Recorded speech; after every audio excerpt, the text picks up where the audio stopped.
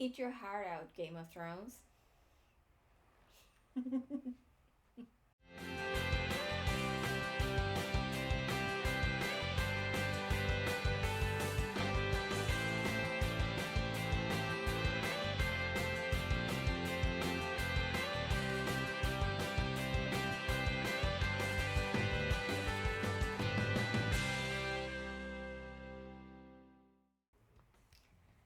Hi everybody, Carla here. I know it's been a long while. I have been so busy working on a PhD, moving a couple of times, and just my computer is not really great anymore at editing.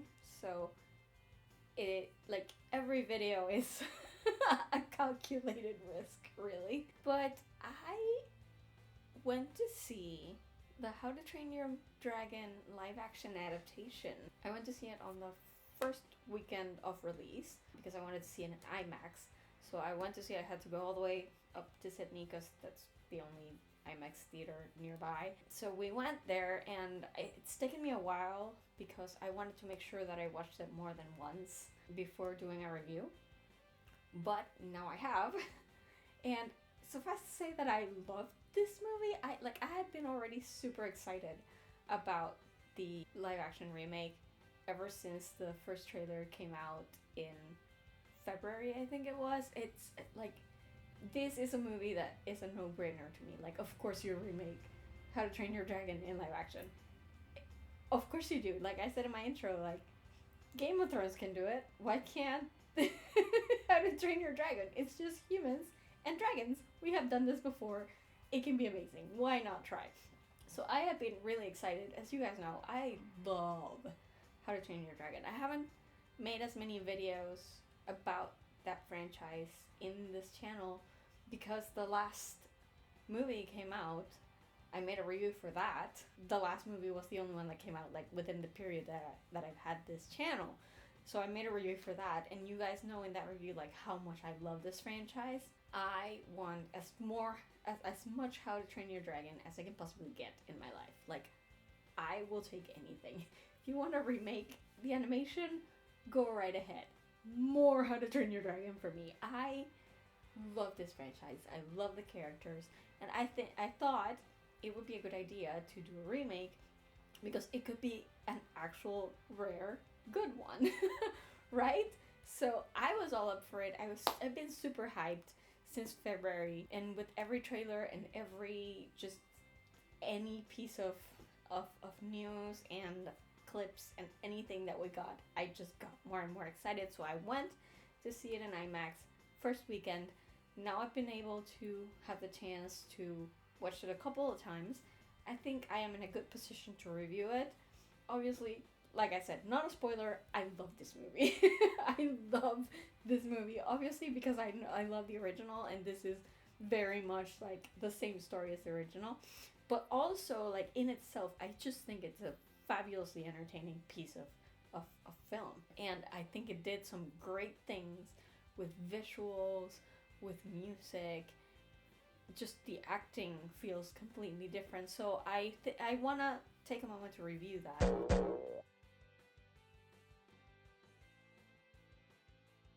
I do have a lot of notes, so this review might actually be so long that I have to split it in two. If that happens, I'm recording it all in one sitting, so like I may not be able to answer your questions in the second part if you have any questions. So just keep that in mind. So I might have to split this in two if it runs too long because I have a lot to say. But yeah, I love this movie so much, so I really want to take my time to talk about it. I actually, even if you get through this review and still want more How to Train Your Dragon content, I'm also thinking of doing a second video about this movie, which would be more about like little details in the movie that I think deserve more appreciation because I haven't heard other people really talking about it. So maybe you can look forward to that. I already have my list. It's gonna be lovely. But first, let me get through this review. Now, here's the thing. If you guys have been here long enough, you know that I'm one of those weirdos that keeps reading all the reviews for the movie before actually watching the movie. or at least the ones that are non-spoilery, but even then, like, I don't really care, so, like, I will read all the reviews. I like to hear, when I'm really excited about a movie, I want to hear what people are saying about that movie before I see it. It won't really affect whether I want to go see it or not, but I just want to be sort of prepared, you know, to go into this movie with, like, wide eyes and understand what other people are saying about this. So I was reading reviews for How to Train Your Dragon, and How to Train Your Dragon, it's sort of social media reaction space, opened up a long time ago, like a few months ago, after CinemaCon, which was when they first played it for an audience of critics, and critics were just so positive on it. So I was like, wow, this is really hype. Maybe it won't live up to that level of hype, but now I'm super hyped. You know what I mean? Like, maybe I'll end up being disappointed. And then a few weeks ago, the actual review embargo was lifted, and critics seem to really enjoy it. There's a bit of a gap. Like, I think right now it has like a 77% on Rotten Tomatoes, which is still really good, especially for a live action movie. But like, that 77 from critics is like, there's a huge gap between that and the 98% it has from audiences. Like, what kind of live action remake has in the past had a 98% audience rating? Like, that's insane. That's insane. So I was like super hyped for this. But I've been reading reviews, and you know, there's always like nitpicking from people. A lot of people just did not like the movie simply because it is a live action remake of an animated movie. And because I've been reading those reviews, I do have some points I want to rant about before I get to the actual review.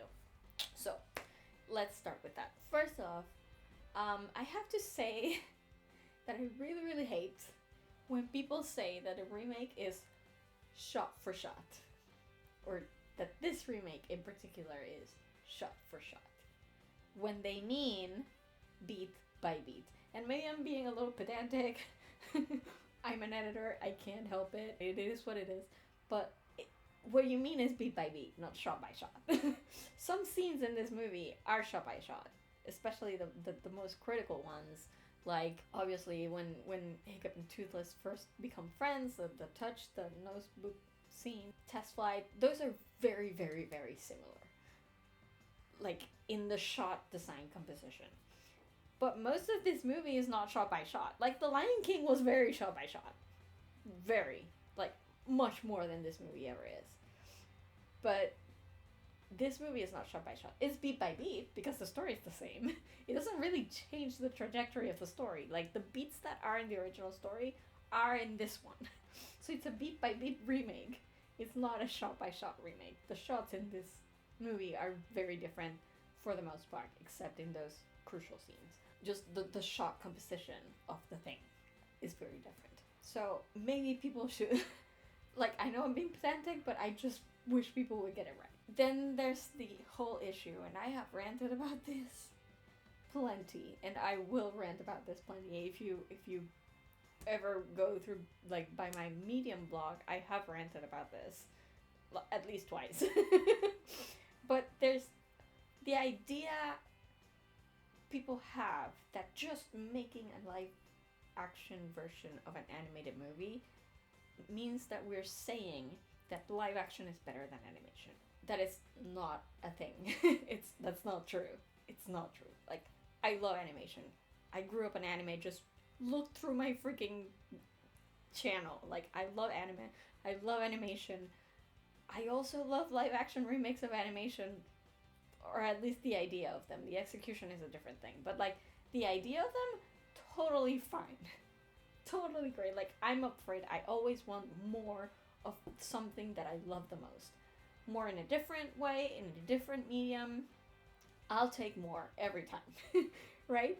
So, like, I don't think just supporting the existence of live action remakes diminishes animation in any way. I'm definitely not saying that the live action version is better than the animated one. I don't think that's possible. The animated one is peak, okay? It's peak cinema. This one is a great companion, in my opinion.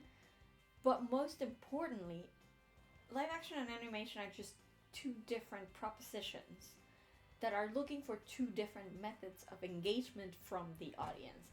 One of those in animation is expressiveness. The expressiveness of animation, the larger than life quality of animation, is what makes people relate to it. It's what draws people. It grabs their attention. It makes them relate. The feelings and the emotions are so clearly there as to be over the top, and that's what grabs people's attention. In live action, you're going for realism. You're going for a world where people can feel, if I walked into this place, I could ride a dragon too. That's what you want, you know? And they're two different propositions. They're going for two different things from the audience. And I think we need to keep that in mind whenever we talk about which one is better, because they're not doing the same thing. They're just not. They're two different things. And it's fair for both of them to exist if both of them are trying two different things from the audience. Sorry, I'm eating at the same time as I'm recording this because my light time, like daytime, is limited, so I'm gonna eat a little bit. Just ignore the chewing, I guess. I'll try my best not to be too loud. Now, one thing that is immediately different between animation and live action is that emotion in live action is very obviously less heightened than it is in animation. This is because humans just aren't that expressive. Except maybe have you been to Japan? I've been to Japan. It's so funny because Japanese people speak exactly the same way characters do in anime. And I love it. I think that's great. It's wonderful. But in the rest of the world, human beings just aren't that expressive. And I think if they tried, people would say that they're overacting. So you don't want that.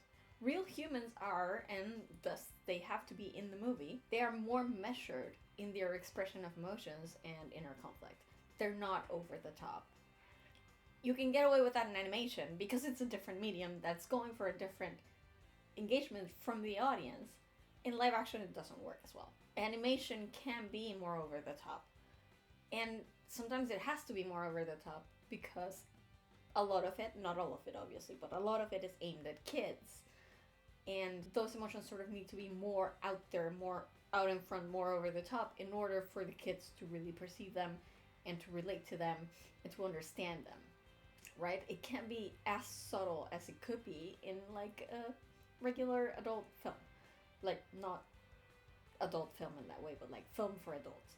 I need people to understand that and accept the fact that when they're objecting to the lack of expressiveness in live action, what they're actually objecting to is humans. It's just the way humans are. At least outside of Japan. Japan is awesome, by the way. Like, I love that they're that expressive. It's fantastic. So taking these points into account, the idea that live action animation are aiming for different engagement with the audience, and the idea that live action has to be less expressive because that's just the way humans are, and otherwise it would feel like overacting. I take issue with the people who say that they don't like beat for beat remakes because they want to see some changes. But then they go and put down the live action version because it's different. Because it doesn't feel the way the animation did to them. And it's like, so do you want it to be different or not? Like, I'll never understand that. I don't know. It's just, I guess it's just me. And I think critics especially are so focused on story. And keep in mind, I say this as a writer, so like story is my bread and butter. But critics don't realize or forget that film doesn't just tell a story in words. There's also the visuals, the shot composition, set and production design, the sound, the music, the lighting, the VFX, the emotion in the actor's performance. These are all things they know are a thing, right? Because they look at those things when they're criticizing films that go on to like the awards circuit, for example. They look at all these aspects. When it comes to live action remakes, they're so focused on it being the same story. Now, both live action and animation have those other elements apart from the story where innovation is possible. They're just different from each other. And that means they can still be innovative even if the plain beats of the story are the same. There can still be innovation in those other aspects. So we tend to discount live action remakes as just nostalgia grabs. But the truth is that there is a sense of wonder to seeing this story done in a way that people never imagined it could be done. That is why those live action remakes draw attention, and why even beat for beat ones like How to Train Your Dragon have the chance to become beloved by the masses.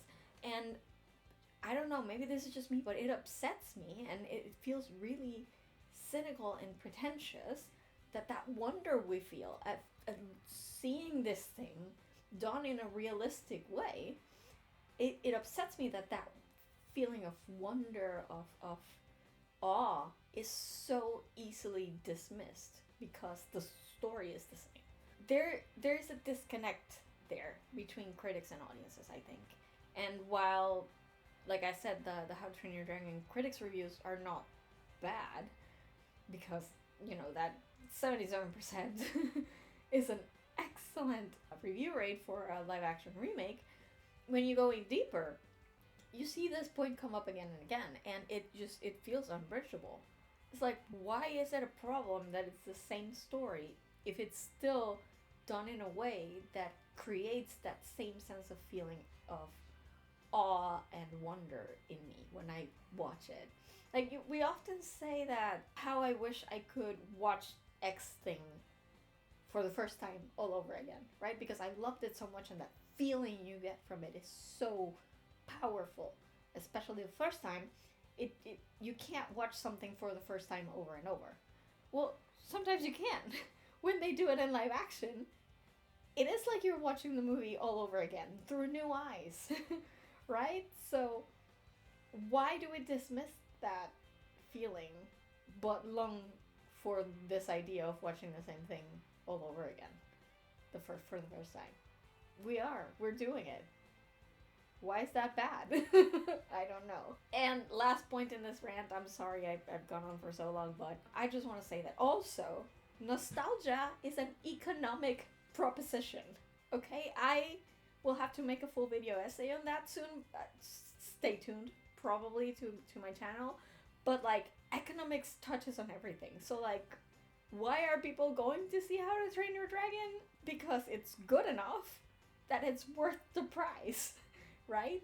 And they know it will be good enough because it's a property that they already know they like. There's less of a risk. So just keep that in mind. I will expand on this point in a separate video, but it's very important to mention this, that it's not, nostalgia is not just something that we feel because we are weird humans that are stuck in the past.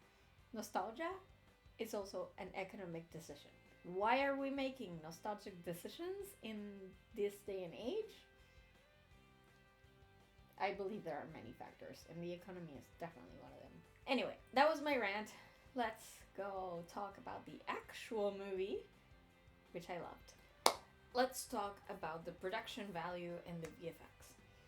First off, I just have to say right off the bat that the fact that they made this movie, for a cheaper budget than the animated one just blows my mind. It's amazing. It's an amazing fact.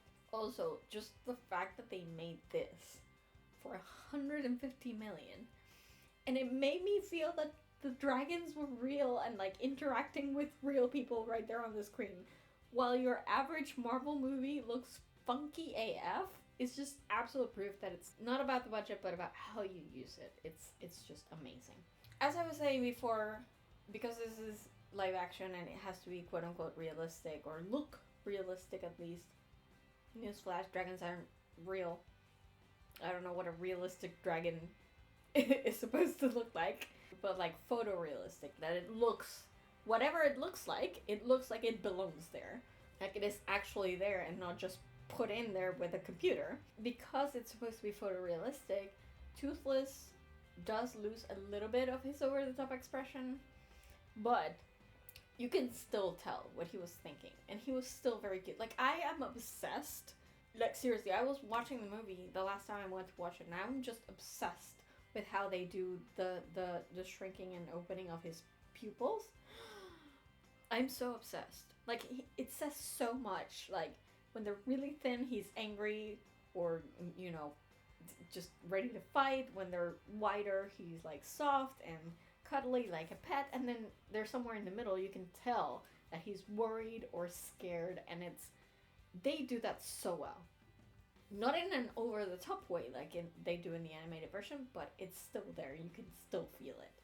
I also liked that Toothless was larger, because it made him more intimidating when he had to be, but also it feels more realistic, especially when Hiccup is riding him. Like, as I watched the movie, I just kept thinking of how large Drago looked when he was riding Toothless in movie 2. How small Toothless seemed then, for some reason, just in proportions. And it looked so ludicrous. It's always been one of the few things that that kind of stood out to me from movie 2. Like, not negatively, but like that bothered me. So I'm glad they've adjusted Toothless's size now. So he's bigger. He's still like not as big as the other dragons, but he's bigger.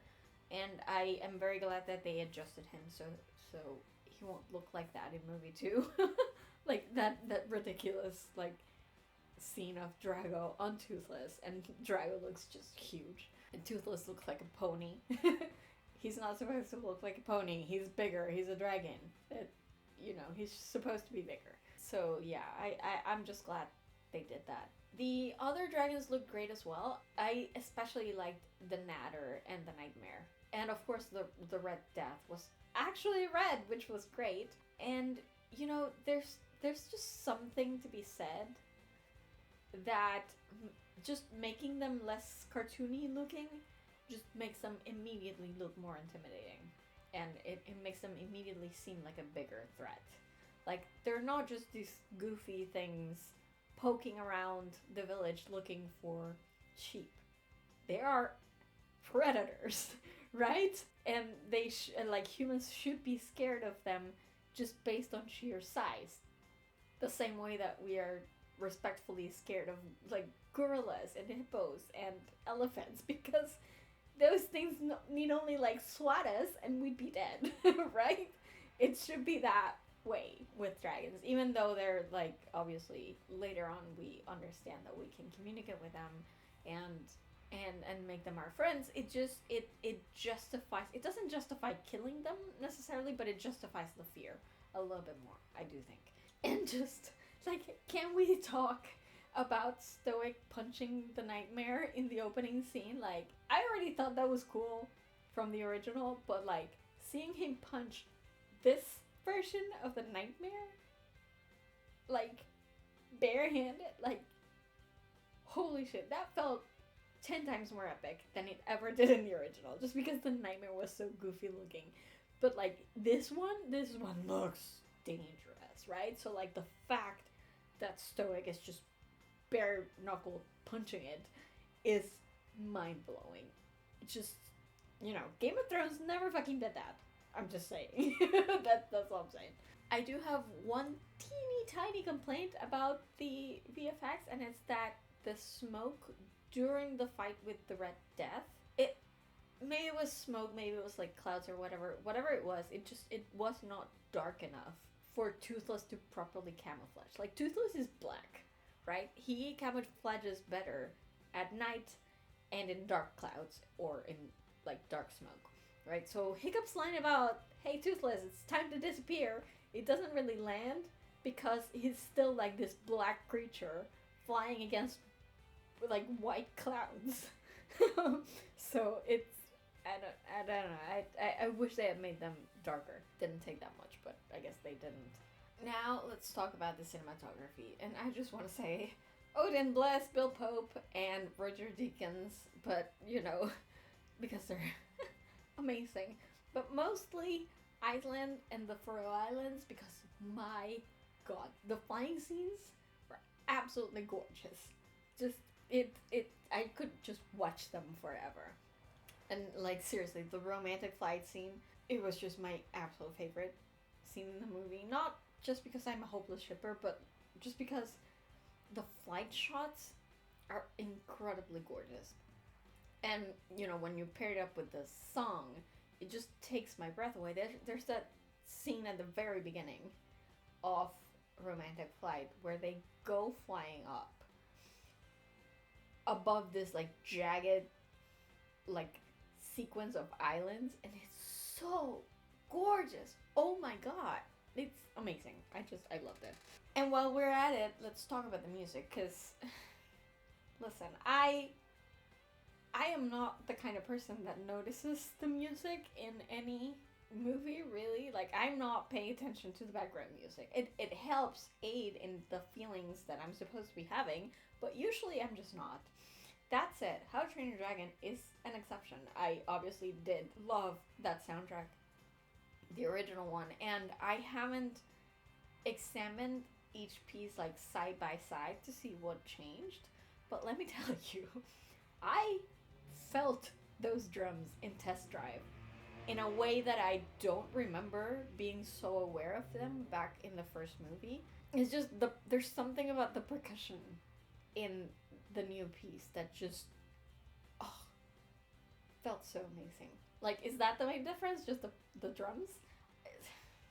I know nothing about music, and I'm usually just, like I said, not observant enough to even pick out the score in any movie. But, or let alone be able to tell the difference between two pieces that are mostly the same. All I know is that the drums caught my ear this time around, and I really love that. And just John Powell, you for sure have a place in Valhalla already, because like that music just makes the entire movie. And I also noticed there are a little bit of like different percussion sounds in the Where's Hiccup / Finding Hiccup pieces. I don't know what instrument it was. It sounded almost like a rattle type thing. But I have decided that it adds so much to the piece. So, like, I appreciate these little differences. Now, let's talk about the pacing, because I keep hearing people say that the pace of this movie wasn't good, and that they added 20 minutes, but they don't know where those 20 minutes went, because, it's a shot-for-shot remake. So, they sort of assumed that they just must have dragged the scenes out slower. And yet there's a little bit of that, because again, humans aren't as snappy as you think they are. They speak more slowly, they make pauses. There is a little bit of like added runtime in that. Not enough for 20 minutes. Like, I know the original movie inside and out. I know exactly what they added. And I think most of what they added was pretty damn good and helped round out the characters at all. I don't think it affected the pacing at all. The original movie was also sort of lopsided on its pacing. It didn't really get going until Hiccup finds Toothless. So, like, making that complaint about this one when saying at the same time that you don't like it because it's a shot-for-shot remake, it's like, what are you doing? I don't get it. I think the pacing was fine. Very similar to the first movie. They did add a couple of scenes that I will talk about in the next section, but like, I think everything they added helped for the most part. Now, let's talk about some specific plot elements and scenes. First of all, I have to say, in the test flight scene,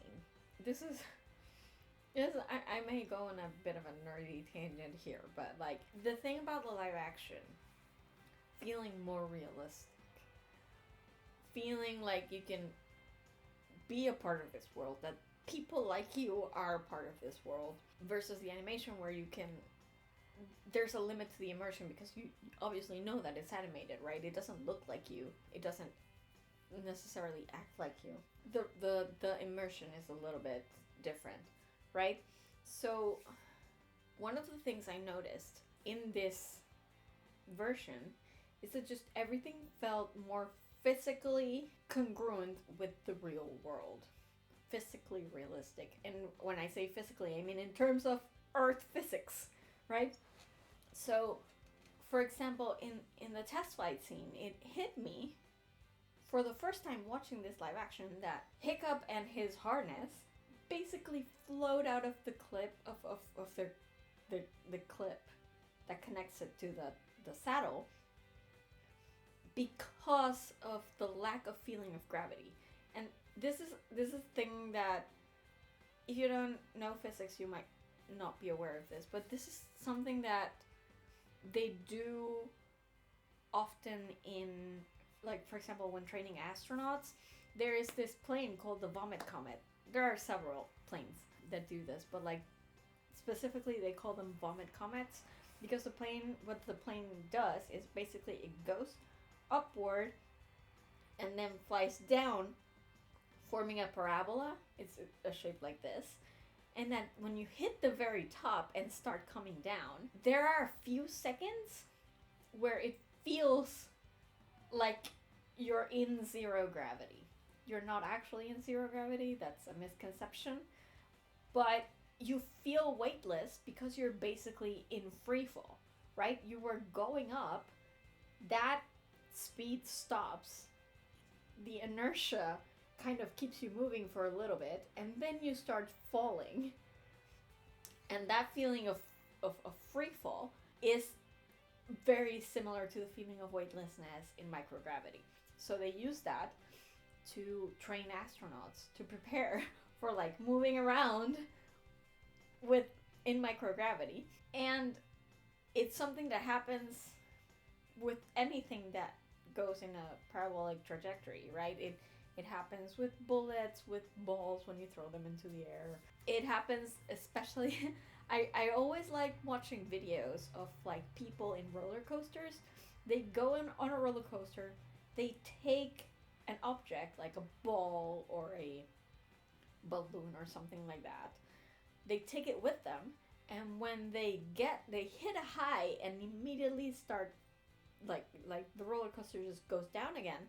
They let go, and the thing just floats up out of their hands. And there are so many videos of that, and it's amazing. It's an amazing visual. It's an amazing feeling.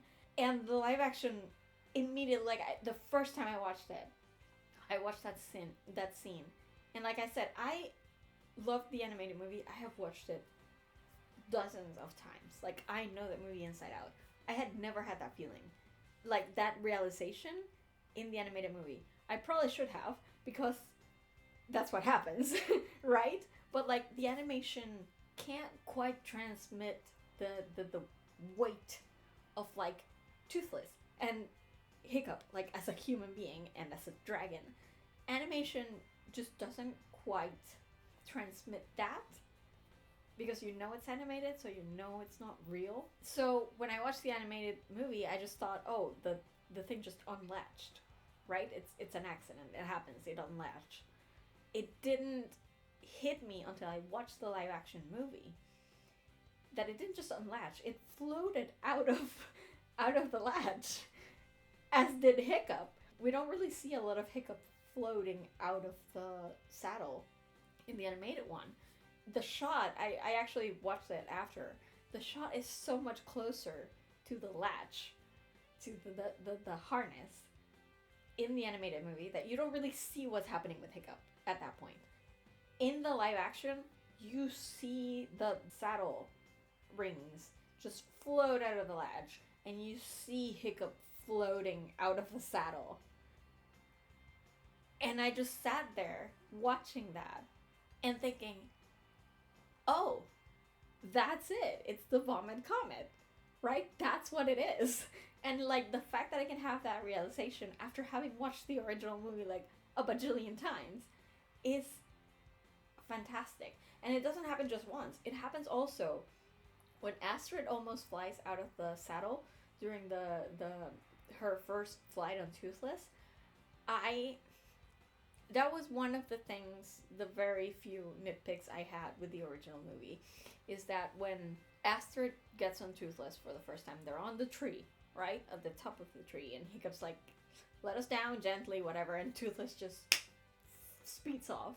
There's a shot that they have where, Hiccup is on the saddle and Astrid is behind him, and she's just going like falling, falling, falling. And because I know how that works, I've always felt that shot just didn't do the realism of the scene and the immersion of the scene any favors. Like, it always takes me out because I know from physics, real world physics, that if that were to happen, she wouldn't just be like trying to grab on. She'd be off that saddle because Toothless is just going up. She would have fallen like a long time ago. But because it's animation and you want to make it funny, you have her like trying to grab on and failing and just like holding herself like on the saddle. But like you do that, you're off. You've flown off, right? So that was one of my few nitpicks with the original in terms of immersion, because it always takes me out. I'm always sitting there watching the scene and then I go, oh, that doesn't happen like that in real life, like all the time. And they didn't do that in this one, obviously, because it's not possible. It's not something that would happen in real life, and obviously you don't want to like risk the health and well-being of an actor or a stunt person for a joke that isn't really that funny. But they didn't do that. What they did do in the live action is that once again they have Toothless go up and then down, and Astrid literally floats out off the saddle and Hiccup has to grab her and pull her in. That happens in real life. That would happen in real life because she's not attached to the thing like Hiccup is. So like if she lets go even a little, that inertia is going to propel her out. It's called the centripetal force, right? If you're going in a circular distance, centripetal force is more for like circular, but like there's an inertia to it that just keeps pushing you out of the trajectory, because you were going up. Toothless, being the one in control, can like go down. He's the one controlling the trajectory. He can go down whenever he wants. But Hiccup and Astrid, Hiccup at least is like restrained by the saddle, but Astrid is just holding on to Hiccup. So if she slips, if her hold slips at all, that whiplash like turn is just gonna send her flying. And they did that in the live action, and they have Hiccup like grab her and pull her in again. And I love that because that feels real. That happens in real life. And I appreciate what the live action brings, because then I don't have those moments of sitting there going, oh, that's not how physics works. You know what I mean? The way they did things in this one is just... the way the animation did it was funny, but it didn't really make sense with real physics. So I guess that's what I'm trying to say. Now, I liked that they removed some of the most questionable lines, especially regarding Hiccup. Like, the whole bit about how whoever stays has to babysit Hiccup was instead turned into this rousing speech about the Vikings themselves instead, and I think that works better. It was like, yes, there are moments when Stoic is putting his son down, and when other people are putting his son down, but like, it gets repetitive after a while. It just gets mean. You know what I mean? Like, Hiccup's not even there to defend himself from that one. So it's like, he's 15. He should be able to take care of himself. Yeah, does he need a babysitter to keep him from like killing himself when dragons attack? Sure, but like, don't make the whole, expedition to Helheim's Gate about Hiccup. Like, it makes no sense. So I think this works better. Also, I like that Astrid's line where she goes, is this some kind of a joke to you? I like that line was not directed solely at Hiccup, but at all the teens, which makes a lot of sense because if you've been in the How to Train Your Dragon fandom, people have been saying for a while, like, it's really weird that Astrid is so focused on Hiccup not being good enough when none of them are good. Like, she's the only one who does anything that's worth anything in that group, right? Like, even Snotloud, who thinks he's amazing, is just not. The twins don't do shit. Fish Legs is scared of everything. And, like, it makes sense, right? So, like, why is she taking it out on Hiccup specifically when none of them are any good? So I like that. I also like that people's complaints about Hiccup aren't about his looks or his physique. And this is obviously because, you know, Mason Thames isn't exactly, like, scrawny. So they take that, and can I just say, like, people complaining that Mason Thames looks, like, too old or too, like, sporty to be Hiccup. It's like, that's not the fault of the live action movie. That's the fault of the animated movie. For making Hiccup look like he's 13 instead of 15. Have you met a 15-year-old boy? That's when they shoot up, usually. I think finding a scrawny, like, tiny, skinny 15-year-old who can act, like, in the acting world, is probably a bit more difficult. You want to choose someone that embodies Hiccup, but you also want to choose someone who can portray Hiccup's personality.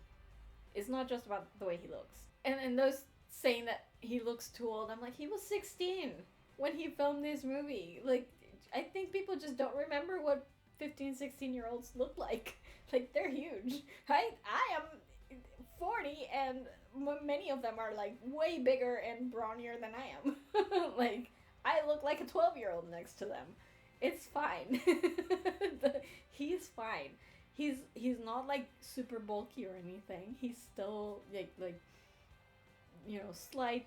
I wouldn't believe him trying to bare knuckle a nightmare, but like, he doesn't have to be super thin, super skinny, super tiny, right? So they sort of altered those jokes that were about his physique and made it more about his behavior and just the way he thinks, the way he's different. Plus, they also removed that bit about Stoic talking about, like, how his father made him hit his head against the rock, because I thought that was just bloat. And I think these are all good changes. The scenes of the Vikings navigating to Helheim's Gate, both of them, were much scarier. I especially liked the second one where we see the dragons on the rocks. That is creepy AF and scary. Like, I would shat myself. Like, it's just, that's incredible. It's so much scarier. Out of all the training scenes, I think the one that I liked the most was the fight with the Natter, both times. The fact that they were fighting with the Natter and it looked like it was right there. And it looks incredibly dangerous. Like, I thought that was so amazing. I think those scenes, more than anything, like, cemented my love for this version of Astrid. And I'm like, how can you be fighting this thing and actually, like, do a good job and not get yourself killed? You have to be amazing. So, like, just the fight with the Natter, both of them were super great. Now, one negative I do have is that I think they should have kept the occupational hazard line. That line is so iconic. I hate that they cut it. Both times, when Stoic says it and when Hiccup says it, because I think that line was a real thing. And, of course, the one scene I did miss from the original is that scene after Test Flight with the Terrible Terrors, you know, where Hiccup learns that dragons aren't fireproof on the inside. I feel torn about that, because on the one hand, I feel like they're trusting the viewer more to know that without stating it explicitly. On the other hand, I feel like kids might not fully get it. Like, I can understand why they didn't include that scene. Like, probably it would have been very costly in VFX and they felt they could get around it, but I still missed it, and I'm not quite sure how I feel about what it does for the story, because then they get to the Red Death and it feels like Hiccup just knows, right? Which he could just know, but does the audience? It's kind of the thing. Now let's talk about the characters and the acting. I have to say that the Snotloud and Spiteloud subplot was cute. I can 100% say that I like this take on Snot Loud so much better than I ever did Jonah Hill's. And especially for those of us who have more of a background on Snot Loud from the various like Dragons TV series, I appreciated that they incorporated that a little bit more. And Gabriel Howell played it so perfectly. Like, he was equal parts hope and bravado, and I think he just did an excellent job. I keep hearing people complain that the twins are not twins anymore, and I'm like, you mean they're not identical? Okay, but they were never identical. Or at least we were never told they were identical. All we know is that they looked alike, but not so much that they were indistinguishable. So, like, nerd tangent here, sorry, but I have to do this. True identical monozygotic twins who have different sexual phenotypes, that is, who are likely to be assigned different genders at birth, are extremely rare, as it can only happen due to a mutation in one of the two embryos. So they are an extremely rare occurrence in a group that is already very rare.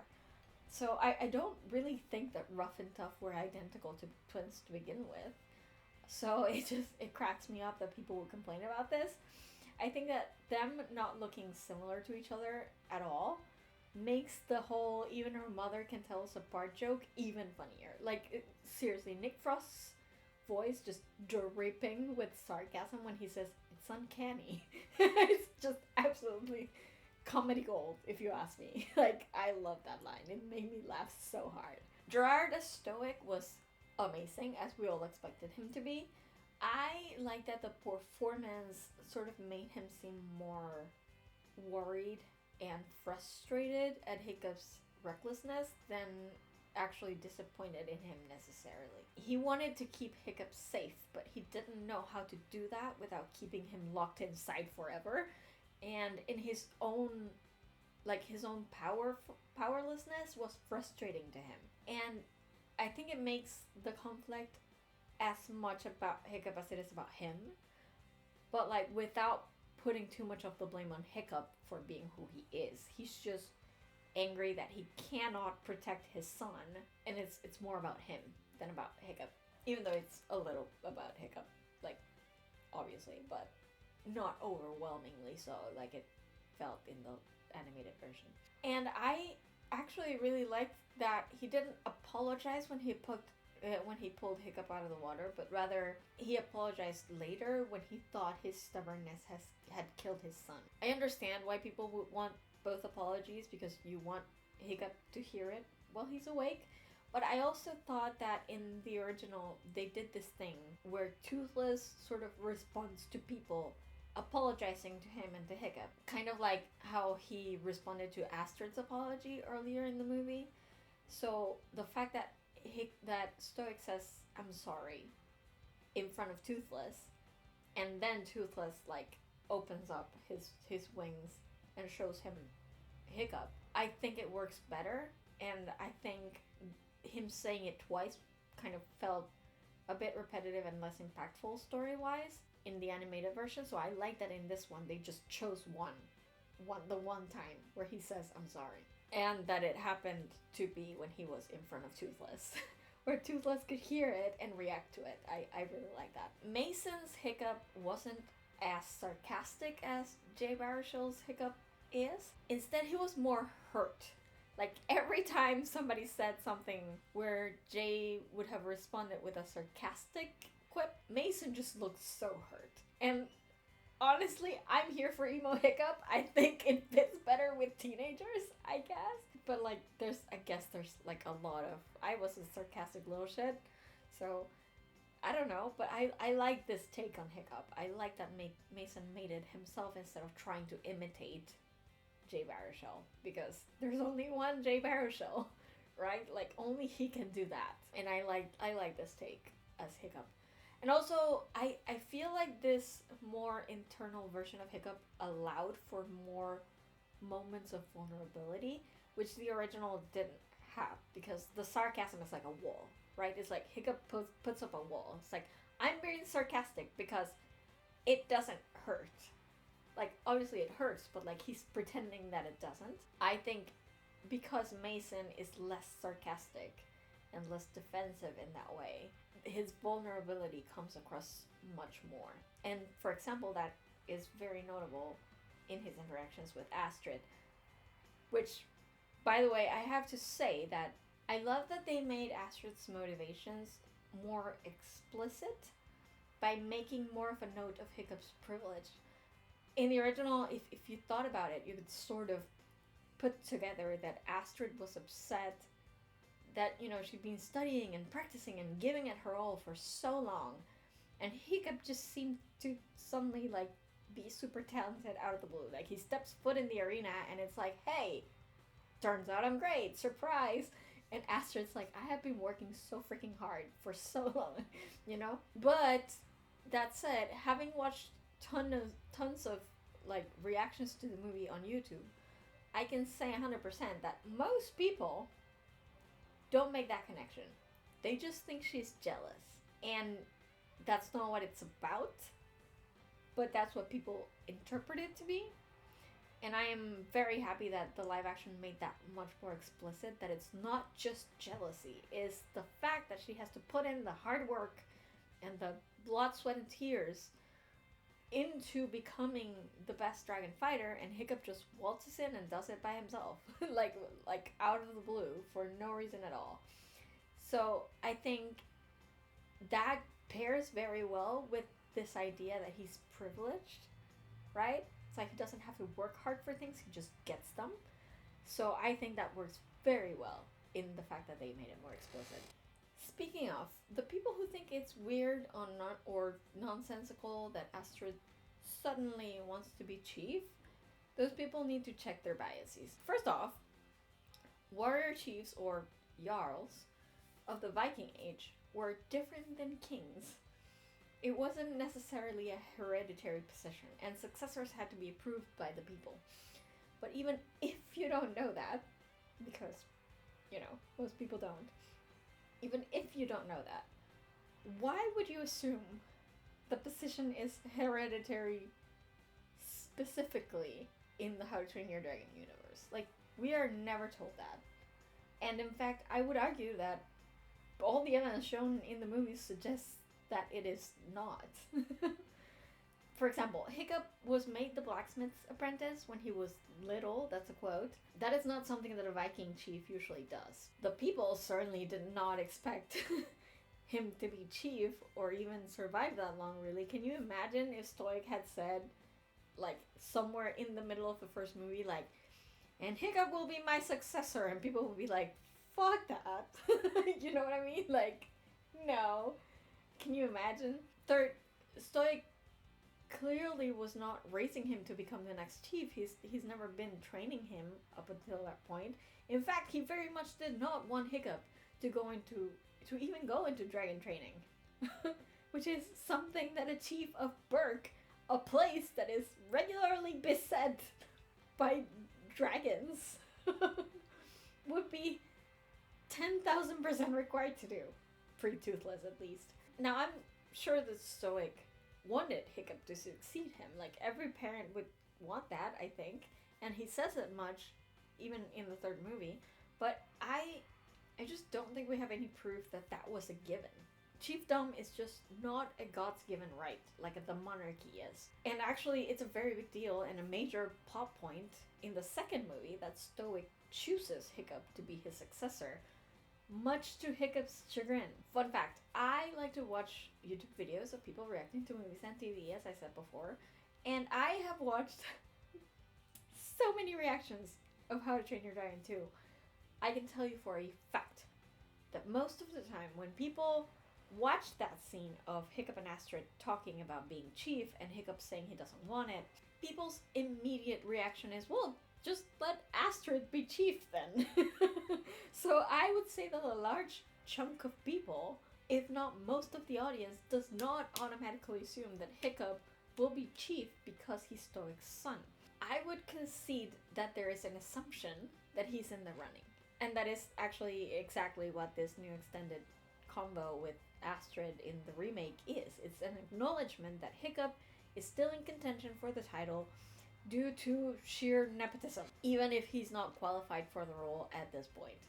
And by How to Train Your Dragon 2, Astrid would have certainly moved on from the idea of taking the title herself, given just everything that Hiccup achieved in the first movie, the way he single-handedly redefined what true Viking leadership is. And after being in a relationship with him for many years and knowing him better than anyone. But back at the beginning of the first movie, when Hiccup was still very much looked down on by the tribe, why wouldn't she want to be chief? Several of the kids do. Snotlout fancies himself Hiccup's successor through both the animated sequels, and in the live action, Hiccup himself says he's not chief material. He says it. Tough Nut says he wants to be chief. Tough Nut. And note that Astrid said, "I'm coming for the big house of yours," not "I'm coming for your spot" or "coming for your position." The chieftainship is not yet his. A chief is a person that has the village's trust, who is a warrior and a leader, and Hiccup was none of those things at that point. So who else in his generation would be described that way? Snotlout? Please. Astrid was always going to go for that. That was what she was doing. The remake just had her say the words. I also loved that they gave Astrid more to do in the fight against the Red Death. That was one of my very few complaints about the original animated movie, is that it doesn't feel like she does anything in the end. Giving her some of Hiccup's lines was genius, and I think it's very in line with her becoming a general by movie 3, because if you don't remember, by movie 3 she's a general. So like, she would be good at military strategy, actually. Don't you think? So like, it makes sense. The way they did it made a lot of sense. I just really liked what they did with Astrid in general. Little things like when she says that Toothless is amazing, she says it to Toothless, not Hiccup. And it feels like a sign of true respect, treating Toothless like an equal. Or when Toothless saves Hiccup from the nightmare and she gets in front of Stoic to try to stop him or at least stall him, I thought that was great. And when they think Hiccup died, she comes up to Stoic and puts a hand on his shoulder, sharing his pain. That was lovely. It was just lovely, and everything I wanted for Astrid in this reimagining. And Nico Parker was absolutely fantastic in the role. I am genuinely thinking of buying her Funko Pop. Like, I feel like I need it. I love her so much.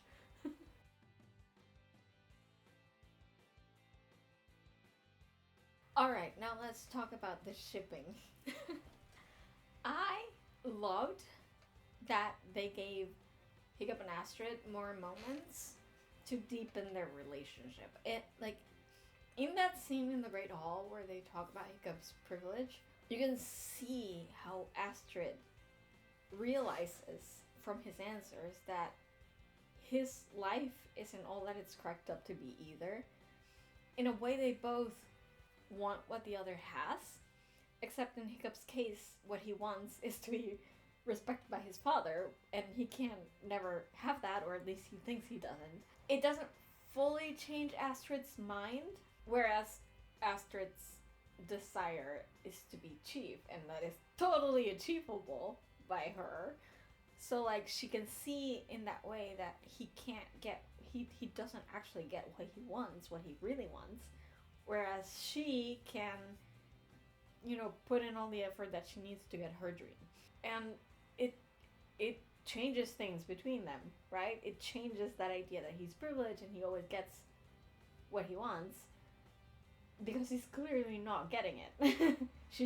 Before she wasn't sure what it was that he wanted, now she knows. And it doesn't fully change Astrid's mind, but you can sort of see that she begins to see him a little differently at this point, that she starts to understand him a little bit better, and I really like that. I loved the romantic flight scene. I've said this before already, but like, apart from everything else I've already said about it, I just adored the fact that there was even some like light flirting in there that was also added in this new version, and it was just too cute. It was so cute. My only complaint is that I wish the Aurora had more colors, because it was very green. I wanted them to throw in some like purple and pink in there just to make it, I don't know, less green. I don't know. One thing that I thought was really cool is that when they're fighting the Red Death, Astrid is in the dragon's mouth, and she sees Hiccup and Toothless flying in. So she decides to just jump out of the Red Death's mouth so Toothless and Hiccup can catch her. Like, she just jumps. And that is a trust fall if I've ever seen one. So, like, if you had any doubt that she trusts Hiccup, this is a real trust exercise. And then when she does the little go, chills every time. I'm getting chills now. Like, I love that moment so much. And I think that's pretty much it for like the movie itself, but I do want to go a little bit into what this movie tells me about the sequels, because in case you didn't know, How to Train Your Dragon 2 live action adaptation has already been greenlit.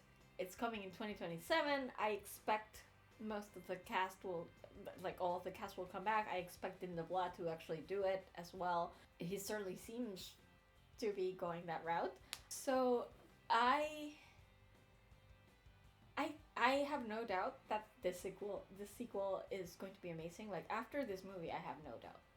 And especially I think it's going to be even grander because the second movie itself just has a larger scale. Now, I do hope that they get Cate Blanchett for Valka. I hope so. I can't imagine why they wouldn't.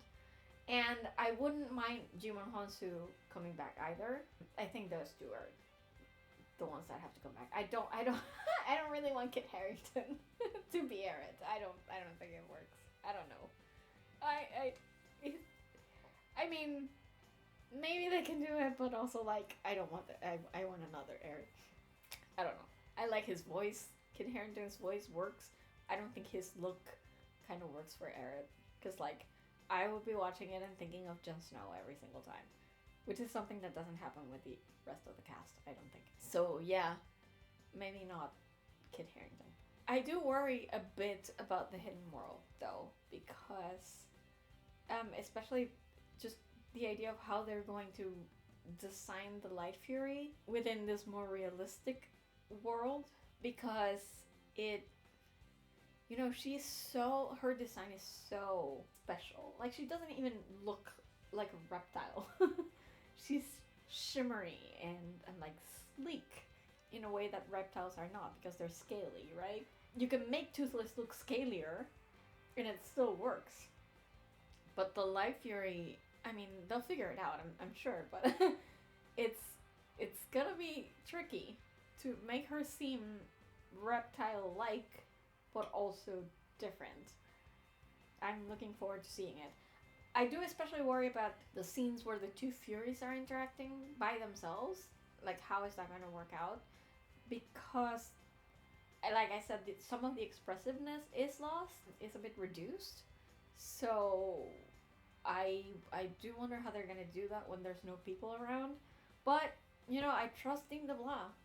I trust that his team will figure it out. I think this movie in particular was one of the best, if not the best, remake of an animated movie we've ever had. And, you know, I don't say that lightly. As much as I've ranted in this video about animated movie remakes and how they are doable, like I said, the idea of it is fine. I will support it all the time. The execution of it doesn't necessarily have to be good. Like, some of them are better than others. Some of them I've liked, some of them I haven't liked. I definitely think this one was one of the best, if not the best. Certainly the one I'm going to rewatch the most. For sure. So, like, I trust them. I think the sequels are going to probably be just as amazing. God. Seeing Stoic die in live action is gonna be... Fuck. That's gonna be hard. God damn it. Okay, especially since Mason, like I said, it's more vulnerable in that sense. Because I think Hiccup, this is gonna sound funny, but I think Hiccup was pretty stoic when it came to his father's death. Like, he did cry, like a few tears, but for the most part, he didn't. And I think Mason probably will be more expressive when it comes to that side of things, and it's gonna hurt so bad. Jesus, okay. I look forward to it though. I'm really excited about it. I already can't wait to see what they do with it. It's so exciting. I'm so happy that this remake was good. Oh my god, I'm so they could have ruined this. They could have. I'm not saying it's not possible. Like, just because you're making a live action movie doesn't mean you're going to make a good live action movie. But they pulled it off. Disney should learn a few lessons from this, I think, about how to make a live action adaptation that doesn't feel soulless. So, I guess we'll see. I mean, it's probably different for Disney. Like, you're not gonna bring back the director of Snow White. He's probably not alive anymore. But like, DreamWorks is lucky that How to Train Your Dragon is still fairly recent and that Dean DeVille is right there. You know, so I'm very happy with this remake. I will watch it over and over. Like, as soon as I get my hands on that DVD, my god, I'm gonna watch it like every other day. I loved it so much. And yeah, I'm really excited. I want to keep talking about this movie. Like I said, I'm probably going to record, hopefully, a video about small details from the live action adaptation that I think deserve to be mentioned, that I haven't heard other people mentioning. So stay tuned for that. And in the meantime, just remember, I have to change my my outro actually, because it's been so long since I did that most of it just doesn't apply anymore. I guess I'm just gonna say I still do have a Redbubble store. If you like fandom stuff, be sure to check it out. Like, from like quotes from your favorite fandoms, it's all in there. Be sure to check it out for some merch. And also, I am an editor, science consultant, and translator in the English-Spanish language pair. If you're in need of those services, be sure to visit my website at FreakingNarnia.com. I'd be glad to help you make your book or your piece, article, whatever, the best it can possibly be with my help. Like I said, I do science consulting and review. I do translation. I do developmental editing. I do proofreading and beta reading. So, you know, if you're in need of any of those services, FreakingNarnia.com, I'll be sure to help you out. Just check it out if you're ever in the market. Also, I'm a writer. I have a Medium blog about writing generally. There's some fandom that sneaks in there. It will eventually, like, all the entries will eventually make their way to this channel as a medium-sized bite. But again, taken me a long time. So if you want to go read the stories on Medium, go ahead. I'm a writer. I'm working on my PhD. I have a couple of novels that I'm selling out. So if you hear my name, you know, one of these days, because I published something, I would appreciate a lot of your support. I'm thinking of how I'm gonna do that. I still haven't published anything yet, but it will eventually, something by me will hit shelves, and hopefully I'll have your support when it comes to that. So stay tuned to my website. Like I said, FreakingNarnia.com. You'll see over there if there are any updates. And yeah, that's it. That's about it. Oh crap, I didn't even realize that this thing had turned off. And yeah, that's about it. I think for today it's been long enough. I think I might be able to keep it in one part, I guess. We'll see. I'll see you guys next time with another video from all the way in freaking Narnia. Bye!